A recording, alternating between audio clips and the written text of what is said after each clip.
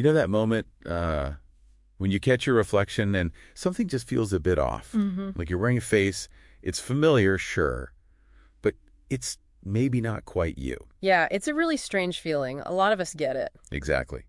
And that's pretty much what we're diving into today. We've got this really compelling book here on The Threshold of Truth by Akram Abusetta. Right. And our goal, really, is to unpack this whole idea he presents of the mirror of illusion versus the mirror of truth. These two contrasting mirrors, yeah. We're going to walk through the stages Abusetta lays out, starting with that feeling, I don't see my face in the mirror. Then moving into the inner abyss, understanding hidden wounds, recognizing the prison I built myself. It's quite a journey he maps out. It is. Then Yeah. necessary refraction and finally getting to the light that no one can see but you. That final stage. So the mission for you, listening in, is to get a much deeper grasp of the masks we all tend to wear and the truth that's hiding underneath. All drawing directly from Abusetta's insights. Exactly. So let's just jump right in. Chapter 1. I don't see my face in the mirror. Okay. So what really jumps out immediately is how he sets up this core idea, these two mirrors. Right. And it's not just, skin deep. It's not just about physical looks. It's much, much deeper. It's about the stories we tell ourselves. Our whole relationship with our identity. Exactly. So the mirror of illusion. Think of that as the nos reflection, the Yeah. one that tells you what you want to hear, gives you that easy validation. Yeah, like the daily mask routine we all kind of fall into, sometimes without even realizing it. Abusetta really digs into how we construct this image, for the world, but also maybe even for ourselves. No, definitely for ourselves, too. Could be the social media highlights, right? Or just being polite at work when you maybe don't feel it, or nodding along to that story you've heard 50 times. Absolutely. And he really hammers home the sheer energy drain of that, the constant performance. What's the cost, then, according to him, of keeping up these illusions? Well, the fatigue is a huge signpost. As you're shifting between roles, different social scenes, adapting who you are. You tweak your persona for each one. Exactly. And it just drains your battery. This constant outward projection leaves less energy for being genuinely yourself. And that feeds into that feeling of emptiness he talks about. It really does. It's like you're so busy projecting an image, you forget who's actually doing the projecting. He puts it so starkly. Masks and masks until you forgot your real face underneath them all. That's a powerful line. It really paints a picture, doesn't it? These constructed selves become so normal they almost fuse with us. They hide who we really are. So what's driving this constant masking? He points straight at fear, primarily the fear of rejection. Yeah. That deep down worry that if people saw the real you, flaws and all, you'd be pushed out, unloved. But there's a twist, isn't there? There is, a really crucial one. This fear, ironically, often makes us reject ourselves first. We hide bits away, deciding they're unacceptable before anyone else even gets a look. Wow.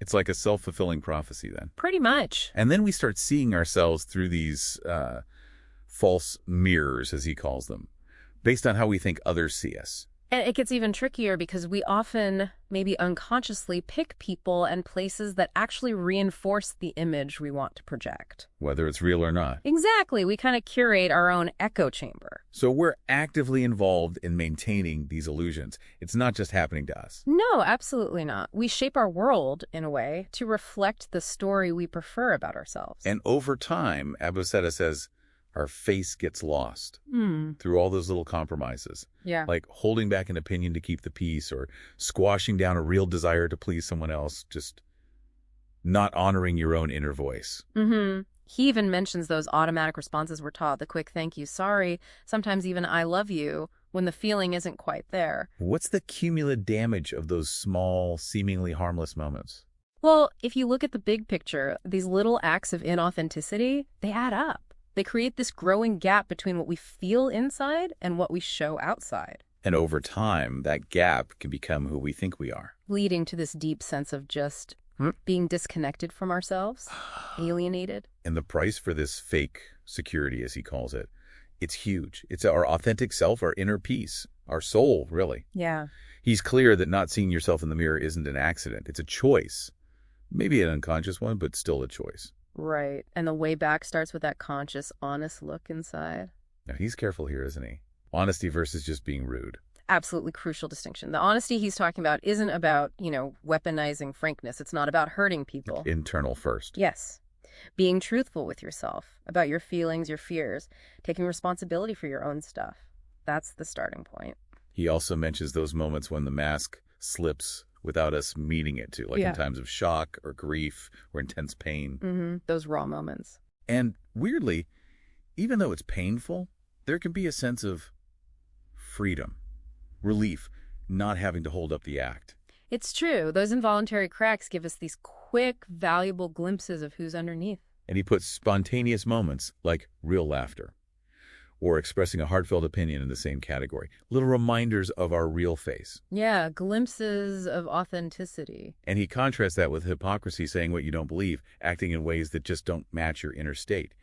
He calls sincere courtesy the oil that drives the wheel of human relations, which is different. Right. And he points out how much society and culture shape these masks. We don't form them in a vacuum. Even rebellion, he says, can just be another mask. Exactly. These are often learned responses, survival strategies we picked up young to fit in or get approval. He asks this really potent question.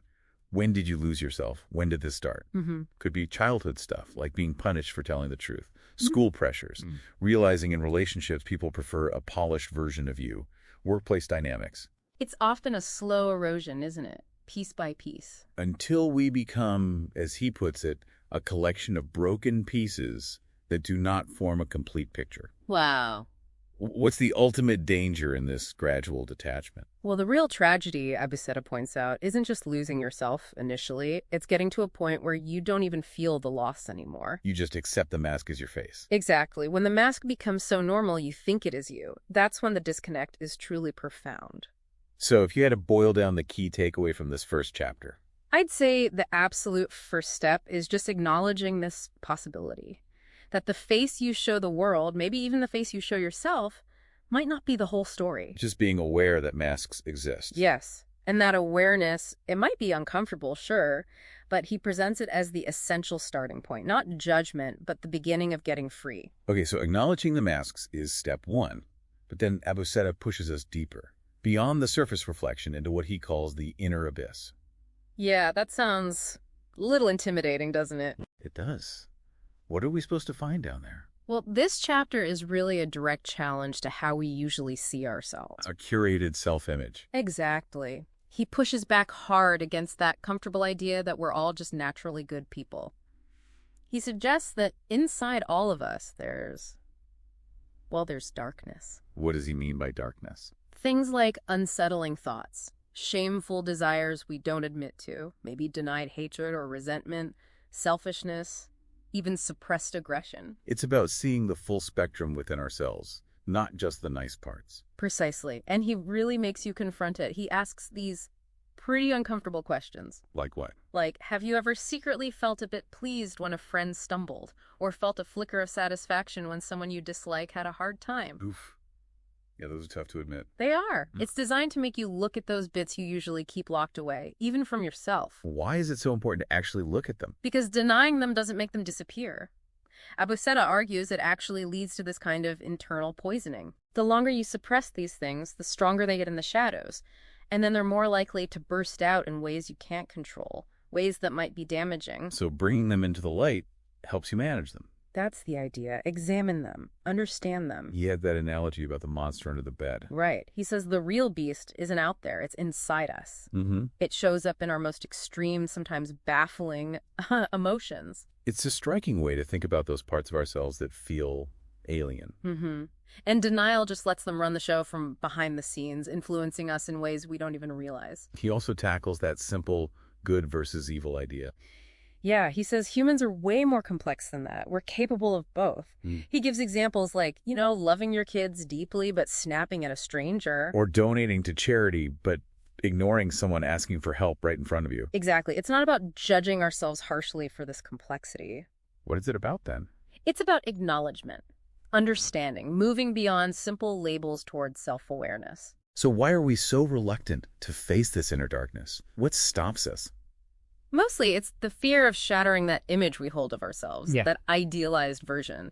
We're scared of who we might be if we're not just good. But Buceta says the truth isn't usually as scary as we imagine. He offers that reassurance. Often the reality is just, we're human. Complex. With both light and shadow, not monstrous, just human. Okay, but what about that instinct to just get rid of the darkness? Like, can't we just banish it? Is that healthy? He argues pretty strongly against that. He says trying to eradicate it is not only impossible, it can actually backfire. So what's the alternative? Understand it, tame it, maybe even direct its energy. He has this fascinating idea that darkness can be a source of strength. How does that work? Seemingly negative things becoming strengths. Well, think about anger. If you understand it, channel it, it can become passion, right? Yeah. Fear can lead to wisdom if you learn from it. Desire can fuel creativity. Even hatred, if you really examine its roots, could become determination. So it's about the raw energy underneath those emotions. Exactly, and learning how to guide that energy constructively instead of letting it run wild or trying to pretend it's not there. Ignorance of our darkness is the real enemy then. That's what he argues. He uses this powerful image of standing on the edge of an inner abyss. You feel its pull, but you panic and pull back. He actually encourages us to metaphorically fall into it, not expecting to be destroyed, but to confront our naked truth without the usual shields up. What do we gain from falling? Sounds terrifying. He suggests it's actually the start of climbing back up, but this time with real self-knowledge, with an understanding of your own complexities. Does he give any practical steps for how to do this? Yeah. How to face the darkness? He does. First, acknowledge it's there. Stop fighting it. Try to understand it instead. Listen to it. What's it trying to tell you? Learn from it about your fears, weaknesses, the lies you tell yourself, and then use it as fuel. Is this like a weekend workshop thing? Or Definitely not a quick fix. He calls it a long and winding path. Yeah. You should expect setbacks. It's a journey. he connects it to the hero's journey, right? Joseph Campbell. Yes, that archetype. The hero has to descend into the underworld, the abyss, to be transformed before they can return. And he gives real-world examples. Yeah, like recovery from addiction, bouncing back from failure, navigating grief, healing from trauma, all involve facing difficult truths. And he says we have a choice in how we face it. Sort of. He contrasts a forced fall triggered by a crisis, like illness or loss, with a voluntary descent, choosing to explore it consciously. He suggests the voluntary path is, well, more dignified, more empowering. And the potential payoff for embracing this shadow side. It's pretty significant. Things like deep self-acceptance, really feeling comfortable in your own skin, profound self-understanding, not just surface stuff, integrating all the contradictions into a whole, and real, authentic power making choices from knowing yourself, not from fear. So the big message here is that this inner abyss, this darkness, isn't the enemy. No, it's crucial territory for self-discovery. Even the darker parts of our inner voice, he reframes them as guides, pointing the way to a more authentic, less fear-driven life. Okay, so we've looked at masks, we've peered into the abyss. You'd think we're getting somewhere deep now, but Abuceta says, hold on, there's more. Hidden wounds. Right. This chapter kind of challenges any feeling that maybe you've arrived now that you've faced your masks and shadows. He asks this really basic but profound question. Why did we put on the masks in the first place? And his answer is? Because we're hurt. Simple as that, fundamentally. He says everyone carries emotional wounds, often invisible, often unacknowledged. What kind of hurts is he talking about? Big traumas? Not necessarily just the big stuff. He really focuses on those seemingly small, everyday moments, especially from childhood. Like what? A harsh word, a dismissive look, feeling unseen or unloved. Things that might seem minor, but, he says, can build up like a slow poison, subtly changing how we see ourselves and the world. So they shape our core beliefs. Deeply. He asks you to try and remember a specific time as a kid when you first felt not good enough, unliked, unsafe. He gives examples like a teacher's mockery or parents yelling or feeling neglected. Yeah, things that can really stick with a child. And from those moments, he explains, like, we form these deep convictions. Like, I'm not enough. I'm unlovable. The world isn't safe. Exactly. And these beliefs get etched into us almost. They become these unconscious maps that guide our lives long after the original event. He uses that image of the child waiting for late parents, feeling abandoned. Yeah, and how that feeling can echo for decades. So how do we usually deal with the pain of these hidden wounds? Well, he talks about how we try to escape it, right? Yeah, all sorts of ways. Overworking, maybe. Superficial relationships, constant entertainment, substances. endlessly scrolling. Anything to avoid feeling the hurt. But the key point he makes is running away doesn't heal them, they just fester in the dark. He then lists 7 specific wounds: abandonment, betrayal, injustice, humiliation, rejection, control, and inadequacy. Yeah, a kind of framework. And he shows how they might show up in adult behavior. Can you give an example? Sure. Like, the abandonment wound might make someone terrified of getting close to people, or the opposite, really clingy. The betrayal wound might make you constantly suspicious of others' intentions. Exactly. An injustice wound could make you hypersensitive to anything unfair. It's a way to understand some of our automatic reactions. What if you read that list and think, nope, that's not me? He anticipates that. He says denial, that not me reaction is often a really strong defense. It protects us from pain that feels too big to handle. He also talks about these wounds creating a black hole inside us. Yeah, like an emotional void we're always trying to fill from the outside. With approval, possessions, achievements. But here's the twist again, right? These wounds are actually the key. It sounds completely counterintuitive, but yes. He argues these very wounds, the things we run from, hold the key to our liberation. But it requires really acknowledging them, not just intellectually. Exactly. With your whole heart, emotionally. He stresses that repressed feelings don't just vanish. They keep running the show subconsciously. He also brings up how wounds get passed down through generations. That's a really important and sensitive point.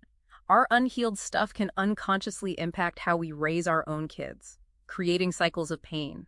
Like a parent's wound showing up as criticism or control, or pushing their kid to be rebellious or overly compliant. But he's very clear. Blame isn't helpful here. What is helpful then? Understanding. Empathy for ourselves and for those who hurt us, and the courage to try and break the cycle. He talks about the inner child still being active within us. Yeah, that younger, wounded part of us that still reacts in current situations. Like blowing up over minor criticism, or freezing up around authority. Or maybe even staying in bad relationships because of old feelings of unworthiness. Those can be the inner child running the show. But he emphasizes that the adult is different now. Crucially, the adult you has more strength, more resources, more perspective than the child who first got hurt. So the work is about connecting the dots, seeing how past hurts influence present behavior. Yes. Consciously and courageously looking at the past and seeing those links. Understanding how old fears and needs are driving you now. He says that understanding can lessen their power. But understanding isn't enough on its own. No. He stresses that true healing means actually feeling the pain you've been avoiding, facing it. That sounds hard. He acknowledges it is. It can be a deep, long process, maybe something you need support for. But he also offers this perspective. Conscious pain is less heavy than the unconscious burden of denial. What if someone listening just wants to run from this topic? Feels too overwhelming. He speaks directly to that feeling. He says that urge to escape often is the wounded inner child trying to protect you with old strategies that don't work anymore. So he encourages us to be the adult in the room. Yeah. Take charge of your own story. And then he delivers the core message of this chapter. Which is? Wounds are not the enemy, but the gateway to full humanity. Gateway to humanity. He explains it beautifully. Our deepest wisdom often comes from our deepest pain. Our strongest empathy comes from having been wounded. Our capacity for love can grow from experiencing deprivation. He mentions artists, therapists, leaders using their healed wounds as strength. Exactly. So healing isn't about erasing the past. It's about transforming into someone more aware, deeper, wiser, more empathetic because of what you've been through. True healing is being able to consciously hold your pain. That's the essence. Okay, so after exploring these wounds, he takes us to maybe a surprising place. The prison I built myself. Right. This chapter asks, even if you seem free on the outside, why might you still feel trapped, suffocated? And he introduces this powerful metaphor. Walls we build ourselves, made of bricks like I must, I should, all those expectations we swallow. And the central question is really direct, isn't it? Super direct. When did I, my inner voice, my real self, decide to become my own jailer? Ouch. And the truth is uncomfortable. Nobody else is locking up your soul. It's you. Stemming from that distorted self-image we talked about earlier. Yeah. He shares a story from his youth, right? About not reciting a poem. Yes, because he was afraid of being laughed at. And he uses that small moment to show how we lay down those first prison walls. Self-doubt, fear of judgment. It shows how it starts subtly, but these limitations build up. He also asks about when we start shrinking our dreams. compared to when we were kids and thought anything was possible. It's sad how our sense of possibility can just contract, often because of these invisible walls we've built. And what's really weird is how attached we get to these limitations. Abuseta talks about this strange sincerity we have about being our own prison guard. Like we actually reject chances to escape. We're loyal to the prison. It sounds bizarre, but yeah. He describes that flicker of excitement at a new possibility, but then quickly looking away, almost like freedom itself feels wrong, like a crime. He says we don't just get imprisoned, we become the warden. We even decorate the cell, convince ourselves the outside is worse. He mentions turning down a job in another country, making excuses that were really about fear. Fear of breaking the pattern, fear of leaving the familiar cage. And he talks about the anniversary of those missed chances, that nagging what if. Yeah, that haunts us sometimes. He points out how dedicated we can be to staying put, making excuses like, not the right time, not ready, gotta be realistic. But those excuses are really just calming the scared part of ourselves, keeping us safe in the prison. Exactly. The underlying truth, he suggests, is this weird attachment to the known. The prison is familiar, predictable, even if it's limiting, like a kid's security blanket. He even compares it to Stockholm Syndrome, loving the chains because they feel safe in a twisted way. Yeah. When does the reality of this usually hit home? Often, he says, it's when life forces us to stop, like a health crisis, facing mortality. Suddenly, lying in a hospital bed, the perspective shifts. And the prison looks small, stifling, uncomfortable. Yeah, and the first steps to breaking free, what do they look like? Often small acts of courage. Saying something you usually wouldn't, taking an unplanned trip, doing something you want to do despite the fear. Each little step is like a brick falling out of the wall, more breathing room. Right. Then he asks us to think about all the time we might have spent protecting this prison, justifying the chains. But he warns against regret, right? That's just another cell. Exactly. Awareness and clarity are the goals, not beating yourself up. He ends the chapter with a really direct challenge. Posing those key questions.